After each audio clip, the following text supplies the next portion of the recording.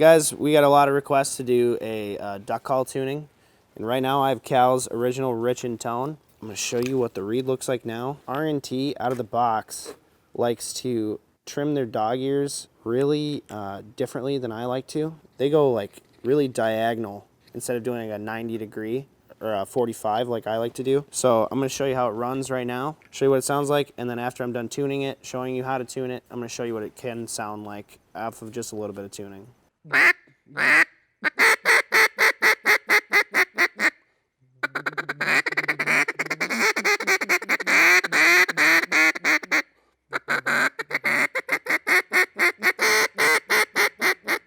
Personally, I don't like how that's tuned. It's just it's not my style. So what you're gonna do is you're gonna take a reed, and what I did is I bought an Echo reed kit, and that's what a lot of call makers use as far as I know, is an Echo reed, because they mass produce so many of them, and they're actually a pretty good reed.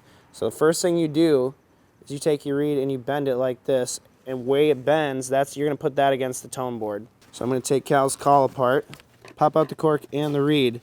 See how that reed is sticking to the cork? That's a good sign that it's time to replace your cork.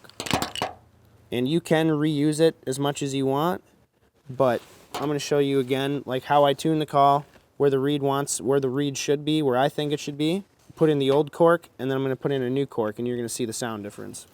So first thing I'm going to do, stick it in the tone board like so. Try to get it as centered as possible. Take that cork again, stick it down in the call, push it all the way down.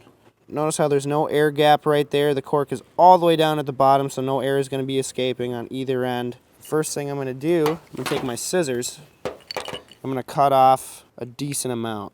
And right here, you can kind of see where Cal's spit lines are right there, so that's where his reed was.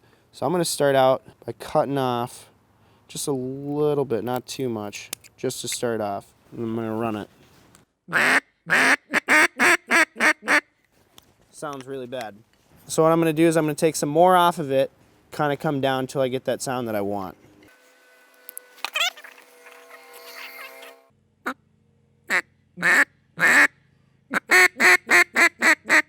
So I am getting closer, so I'm going to start taking less and less off. It's always easier to take a little bit less off than it is to grow some of the reed back. I'm literally taking off like a 1/16 of an inch at a time, and once you get to where you think you should be, then you start taking off millimeters and such.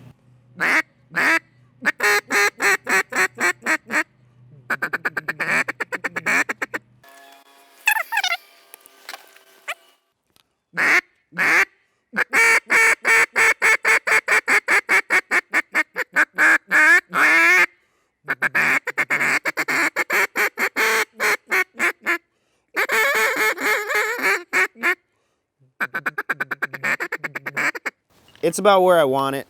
If I need to go back and readjust it, I can always cut a little bit more off. It sounds a little too low end to me, but that might be because I haven't dog-eared it yet too.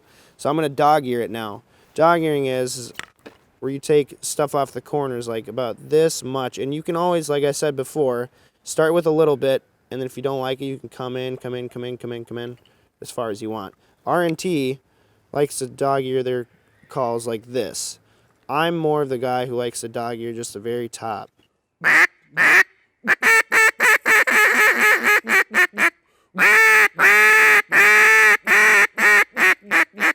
What I just found from that dog ear is that when I try to push the call to its limits, I go over what I want to on the call, meaning...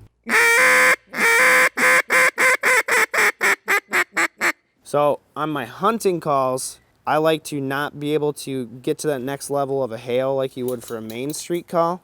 I like to be able to run it as hard as I can without going above where it should be.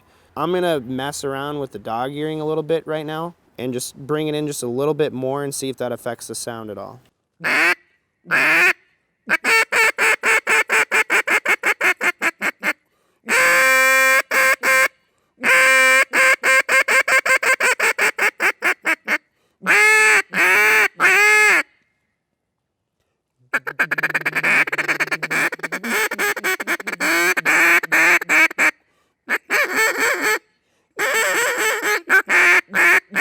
That's what the call sounds like with the old cork in there.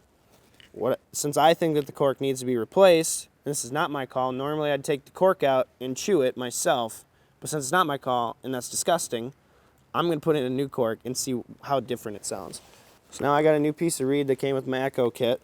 You're gonna stick it in there real nice and deep like, okay? You might need to take your knife, okay? Stick that some in there, okay? Stick that in there real nice, okay? Now, without cutting yourself or your lanyard, you're just gonna follow the grooves of the call, okay?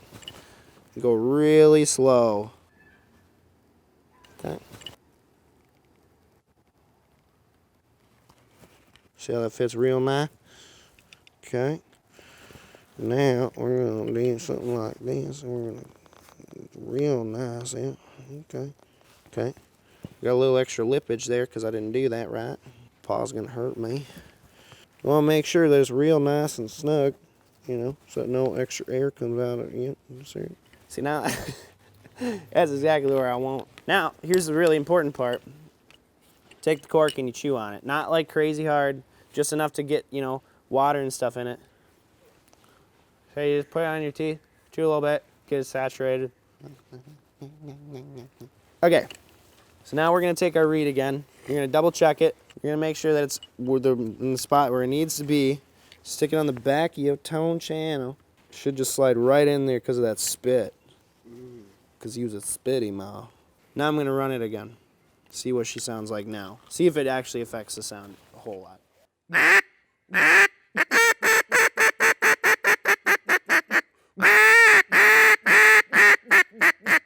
Yeah, you just got to tinker with it. Get a bunch of reeds. I suggest either get the manufacturer's reed or get an Echo call reed and go from there. I became a much better caller once I realized that you could actually like make the duck call sound different by tuning up the reed and switching out the cork. But anyway, thank you for watching. Be sure to subscribe to us on social media and have a great night.